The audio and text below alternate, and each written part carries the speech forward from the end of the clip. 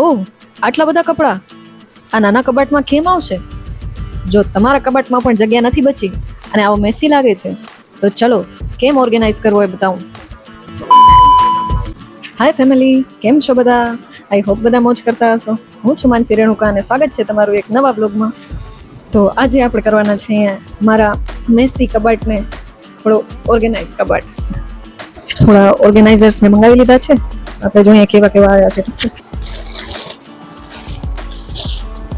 આ પેલો છે શર્ટ કે ટી શર્ટ, આગળથી દેખાય એવું આસાનીથી નીકળી જાય એના માટે એક આવું મંગાવ્યું છે.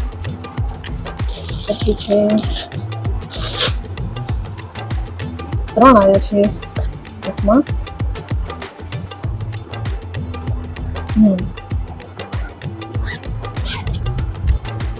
આવી રીતે છે. ચેન વાળું એટલે મંગાવી કે અમુક આના પડ્યા હોય કે મારા પણ પડ્યા હોય કપડા એમ મને પડ્યા જ રહે, અંદર ધૂળ જામી જાય જામે અને અલગથી આવી રીતે પડ્યા રહે એટલે ચેન વાળું મંગાવી લીધું. અને એક છે બહુ મોટા મોટા, એ પણ 3 છે મંગા. આ તો બહુ મોટા આવે છે. મને એમ કે આટલા આવશે પણ આવ્યું છે આવું એટલે એકમાં ઘણા બધા આવી જશે મારા કપડા. તો ચલો કરીએ ઓર્ગેનાઇઝ. આ છે બિફોર. કીધું ને એ વિચારતી હતી કે સરખો કરી નાખું પણ મુહૂર્ત જ નહોતું આવતું. એના લીધે આ હાલત થઈ ગઈ છે. જે ખપતા હોય એ કપડાં મળે જ નહીં. અને આમ રોજિંદા જીવનમાં તો મોડું થતું હોય કે ક્યાંક જવાનું હોય એટલે એમને એમ કપડાં રાખી દઈએ, જે ખોટી આદત છે આઈ નો. પણ હવે કાંઈ ના થાય, આ હાલત થઈ ગઈ છે એટલે હવે કરીએ કામ. પેલે આખો એ કબાટ ખાલી કરી નાખું છું એટલે મને પણ ખબર પડે કે શું વસ્તુ એમ જ પડી છે. કોણ કોણ મારા જેવું છે મને કમેન્ટમાં કહેજો કે આમ કબાટ ખાલી કરીએ ને એટલે એવું લાગે કે ઓહો કેટલાય કપડાં પડ્યા છે જોતો. અને જ્યારે બહાર જવાનું થાય ને એટલે એમ થાય કે ઓહો કપડાં જ નથી બહાર પહેરવા જેવા. આઈ થિંક આ બધી ગર્લ્સની જ પ્રોબ્લેમ હોય છે, બાકી જણને તો કાંઈ ઉપાધિ, જે કપડાં દઈએ એ પહેરી લે. કબાટ આખો એ ખાલી થઈ ગયો છે. આ એક રહી ગઈ છે. આ છે ખાલી કબાટ. હવે કરશું ગોઠવણી ચાલુ. પહેલે ઉપરના ખાનામાં રાખું છું જે નોર્મલ યુઝમાં ના આવતી હોય ને એવી બધી વસ્તુ. આ લગ્ન વખતે મેં બનાવ્યા હતા આવા તોરણ, એ પણ મોતીના.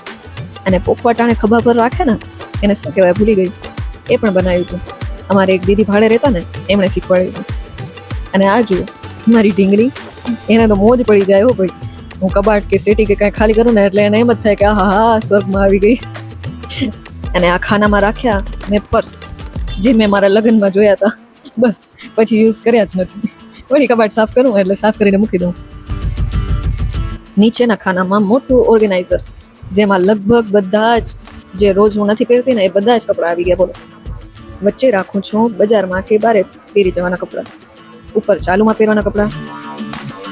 અને મોટા ખાનામાં સાડીઓ. ને હા, આ તો ગણેલી જ સાડીઓ છે, બાકી બધી તો બીજે રાખેલી છે. અને અમારું 5 વર્ષનું સાડી કલેક્શન જોવું હોય તો કમેન્ટ કરજો, આખું કલેક્શન બતાવીશ. ઓકે. મારા હસબન્ડની સાઈડમાં આવી રીતે શર્ટ, ટી શર્ટ, પેન્ટ્સ ને બધું આમ અલગ અલગ ઓર્ગેનાઇઝરમાં રાખી દીધું છે.